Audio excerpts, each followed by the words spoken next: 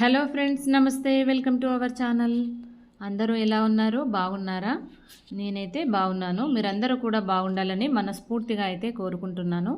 ఇవాళ మన ఛానల్లో రెసిపీ వచ్చేసి స్వీట్ రెసిపీ అండి. గోధుమ పిండితో అప్పటికప్పుడు 10 నిమిషాల్లో మనము స్వీట్ రెసిపీని ఏ విధంగా చేసుకోవాలైతే ఈ వీడియోలో నేను మీకు చూపిస్తాను. ముందుగా అయితే గోధుమ పిండిని తీసుకొని ఈ విధంగా దీంట్లో కొద్దిగా అయితే సాల్ట్ వేసుకొని, కొద్దిగా ఒక స్పూన్ ఆయిల్ని అయితే వేసుకొని దీన్ని అంతటిని కూడా చక్కగా కలిపేసుకొని, ఇప్పుడు దీంట్లో వాటర్ వేసుకొని మొత్తం కూడా చపాతీ పిండిని ఈ విధంగా అయితే కలుపుకోవాలండి. వాటర్ అనేది ఎక్కువగా ఒకేసారి వేసుకోకుండా కొద్ది కొద్దిగా వేసుకుంటూ అయితే దీన్ని మనం చక్కగా అయితే మిక్స్ చేసుకోవాలి. ఇప్పుడైతే చూసారు కదా, మనం పిండిని అయితే ఈ విధంగా అయితే తడిపేసి పెట్టుకున్నాం కదా, దీనినైతే ఒక 10 నిమిషాలు మనం నాననిద్దాము. దీన్నైతే ఇప్పుడు పక్కన పెట్టేసుకుందాము. ఇప్పుడు కొన్ని పల్లీలు, ఒక పావు కప్పు పల్లీలు, పావు కప్పు నువ్వులు, రెండింటినీ కూడా మనం వేయించుకుందాము. ముందుగా స్టవ్ వెలిగించుకొని ఏదైనా బాండీ పెట్టేసుకొని ముందుగా అయితే పల్లీలను అయితే వేసుకుందామండి. పల్లీలను వేసుకొని పల్లీలను అయితే ఈ విధంగా అయితే వేయించుకుందాము. పల్లీలు పిల్లలకి, ఎదిగే పిల్లలకైతే హెల్త్కి చాలా మంచివి.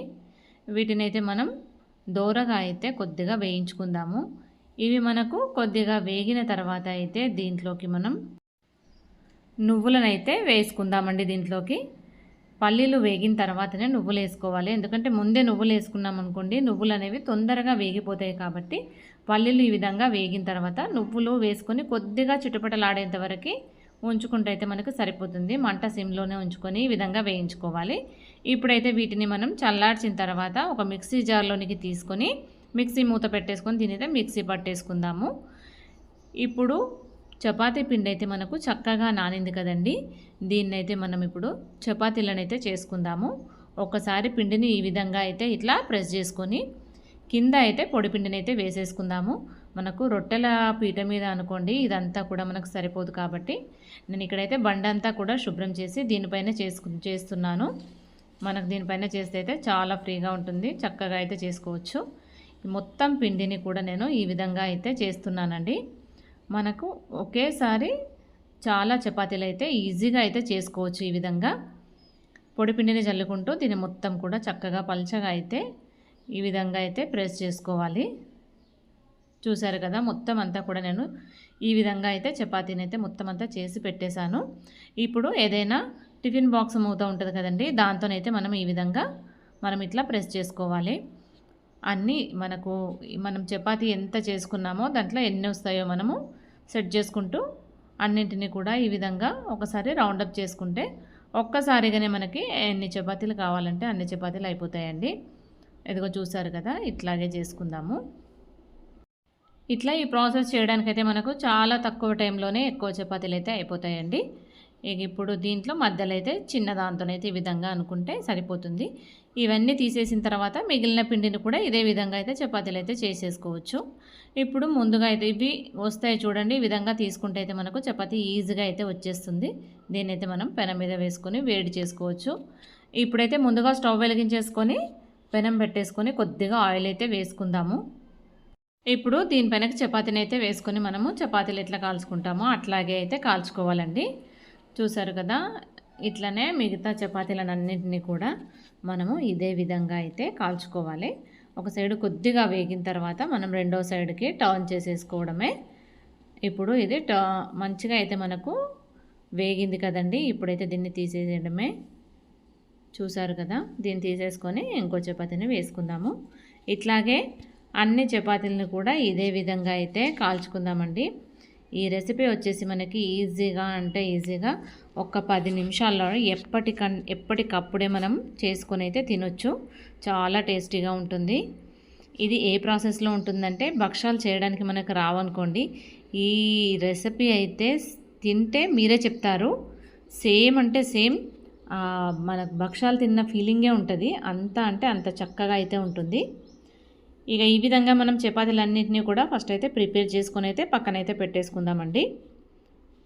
ఇప్పుడైతే స్టవ్ కట్టేసుకుందాం. ఫస్ట్ ఇది చక్కగా అయితే వేగిపోయింది. ఇప్పుడు చపాతీలు అయితే మనకు అన్నీ ప్రిపేర్ అయిపోయాయి కదండి. ఇప్పుడైతే మనకి దీన్ని నువ్వులు పల్లీలని మిక్సీకి వేసి పెట్టాము. అట్లాగే ఇదైతే హనీ అండి.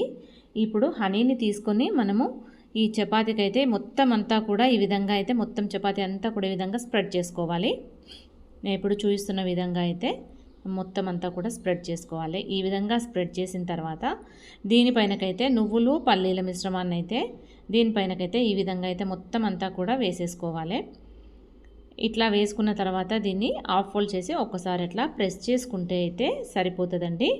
ఇప్పుడు చూసారు కదా, పల్లీలు అట్లాగే నువ్వులు ఈ రెండిటి మిశ్రమం కూడా హనీ వేసి దానిపైన అప్లై చేసుకొని ఈ విధంగా వేసేసుకున్నాము. ఇది టేస్ట్ మీరు ఒకసారి ట్రై చేసి చూడండి. నువ్వుల పోలేలు పల్లీల పోలేలు తిన్న ఫీలింగ్ ఎట్లుంటుందో సేమ్ అంటే సేమ్ అట్లాగే ఉంటుంది. ఇన్స్టెంట్గా చేసుకోవచ్చు. దానికైతే ప్రాసెస్ ఎక్కువ ఉంటుంది కానీ దీనికి అసలు ప్రాసెస్ అస్సలు ఉండదు. పిల్లలకు ఎప్పుడు కావాలంటే అప్పుడు ఈజీగా తక్కువ టైంలోనే అయితే చేయొచ్చు. మిగిలిన వాటన్నిటికీ కూడా అదే విధంగా అయితే స్ప్రెడ్ చేసుకుందామండి. చూసారు కదా, ఇట్లా చేసుకొని ఇచ్చేస్తే పిల్లలకి రోజు హెల్త్కు చాలా అయితే మంచిది. నువ్వుల్లో కాల్షియం ఉంటుంది, పల్లీల్లో కూడా ప్రోటీన్ ఉంటుంది. పిల్లలకి ఎప్పటికప్పుడు రోజు ఈ విధంగా చేసి ఇచ్చామనుకోండి చాలా అంటే చాలా హ్యాపీగా తింటారు. స్నాక్స్ లాగా కూడా పిల్లలకి ఈ విధంగా అయితే ఇవ్వచ్చండి. మిగిలిన వాటిని అన్నిటినీ కూడా అదే విధంగా అయితే ప్రిపేర్ చేసుకుందామండి.